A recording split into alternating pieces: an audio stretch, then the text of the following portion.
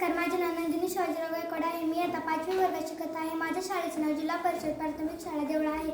मी जे पुस्तक वाचले आहे त्या पुस्तकाचे नाव आहे निलीची मैत्री आणि त्याचे लेखक आहेत बाबा भांड. निली नावाची एक मुलगी होती.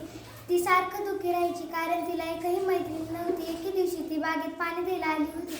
तिला 2 पऱ्या दिसल्या. ती त्या पऱ्यांकडे गेली आणि म्हणाली, तुम्ही दोघी माझ्या मैत्रिणी बनणार का? त्या पऱ्या तिला म्हणाल्या, नाही, आम्ही तुझ्या मैत्रिणी नाही बनणार. तुझं रूप बघ, आमचं रूप बघ. आम्हाला पंख आहे, तुला पंख नाही. तू साधं जमिनीवरच चलतेस, आम्ही आकाशात उडू शकतो. निली खूप दुःखी झाली आणि घरी गेली.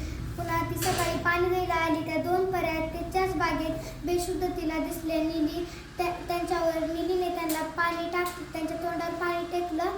त्या पऱ्या उंच झाल्या आणि पुन्हा तिला म्हणाल्या, तू आमचं वाईट नाहीच केलं काय, आम्हाला माफ कर, आम्ही तुझ्या खूप खूप आभारी आहोत. पण मला एवढंच म्हणायचं आहे, घमंड कधीही करायचं नाही. धन्यवाद.